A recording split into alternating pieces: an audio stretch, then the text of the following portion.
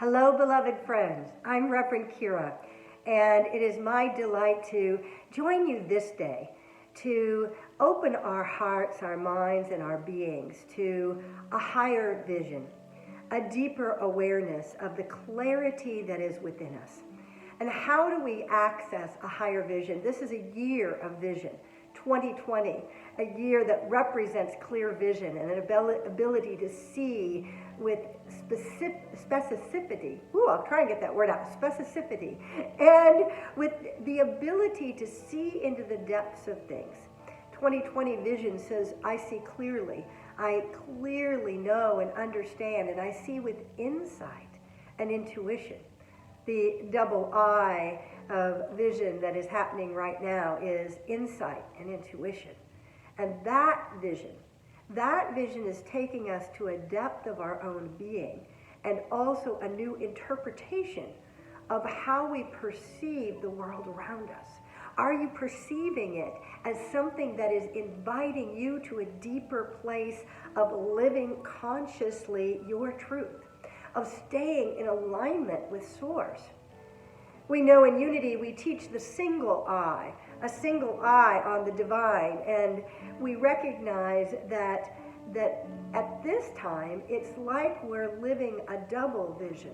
We're in this process of really aligning to that one truth, that one presence, and yet what we're seeing is a world that looks very different than what it is we would want to experience as a place, a world that is created in harmony and in peace. It's that time, this decade, 2020 to 2030, where we're ushering in the new world. The golden era is moving forward. We're preparing the way. And part of the way is moving from that place where we're seeing the outer and making judgments, and instead learning to discern truth instead of judge. To discern and have the vision that holds insight and intuition, a double I that is holding us to a greater collaboration with the world and with all that we see before us and all that we experience within us. See, our true experience happens on an inside-out basis. When we understand that the world out here only gets created from what we experience within and what we allow our perception to create through our thoughts and our words and our actions. This is a time where the whole world feels as if it's shaking and systems are falling apart and things that we thought we could count on are not being counted. Even the tools that we've used in the past spiritually may be coming up empty for us. And we're learning a new way of being reliant on the inner eye, on the insight and the intuition and the awareness that I can see clearly within myself a new understanding, a deeper experience of the divine right here and right now, no matter what the outer appearance is. So I want to invite us this week to notice, are you looking with your outer eyes, or are you opening to the clarity of insight and intuition? The double vision that actually is unifying us into the singularity. But it begins with recognizing that these two things that we're seeing, what we believe are two things, the duality, is actually only an interpretation of something internally. When we begin to understand, we create by what we see. By not what we see creates the world or creates our reality, but our reality is created by what we choose to see and perceive. When we bring our inner reality into every circumstance and situation, this is challenging. I want you to know, I understand, especially in these times when the world is quaking and shaking and burning, when there are conflicts going on in the world, and there's a rising up of more of that conflicted energy. It's bringing to the surface the places we've been conflicted with in ourselves, where we've been less than focused on that singularity, on that oneness. And we're seeing with a double vision out here that says this is separate from me and it's not me. And yet, that which I'm seeing in the world is a reflection of that which is within.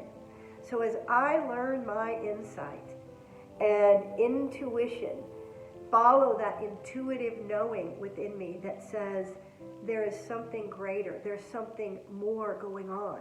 There's a potential here to bring myself into a higher awareness, of a new perception, of an ability to be a presence in the midst of conflict, to shift the very energy of myself, those around me, my loved ones, my family, my friends, my world, my community, my entire world, that we are the creators of that reality. You know, Dr. Emoto's work with water recognized that water has energy, and the molecular structure it has memory. I love that that's showing up in Frozen 2 now in the movie. Water has memory. And yet what it also has is the ability for us to vibrate a new vibrational frequency into the water molecules. When we hold love and gratitude and we pray over our water and we pray over the waters of the world, or we pray over the land, or we pray with conscious intent over every circumstance and situation, we unify our vision so that what we're seeing is not what's out there. We begin to see with the eye of truth, with the reality that we are powerful co-creators on this planet, that we're here to create a world that we choose, not react to a world that's acting out the old consciousness. And it's going to act out more. You know, it seems as if like the world is throwing a tantrum right now. Those that are hooked into those old paradigms, there's a lot of tantrum going on. And boy, it feels like we need to throw this or that at someone else, or we need to protect ourselves, when what we really need to do is to clarify our vision, use our own internal insight and intuitive knowing to hold consciousness and be an emanation for peace. When we come to that within ourselves and release the conflicting thoughts, sometimes we're not very good at releasing those conflicting thoughts. Have you noticed? Some people find that quieting the mind becomes very challenging for them. I recently had the awareness that for those that have really, really fast minds and they can't seem to get it stopped, don't try and stop it. Well, you know, and I've said for a long time, we don't have to try and stop it. We want to find the space between those thoughts. But maybe it's even different than that. Maybe this week I was talking about if you have a train that's going by super fast. So if your thoughts are all the cars on the train, right? And that train's going, we often think to slow it down and go to the space between. And yet, what if you speed it up and it becomes just a blip on the radar? Those thoughts are so constant and so fast that instead of stopping them, which most of us are not very skilled at, we speed it up to where it again teaches us to be an observer of the thought and to not identify with it. That thought is not me. That I'm seeing out here, it is not who I truly am. My true essence is alive in peace and harmony and awareness at every moment.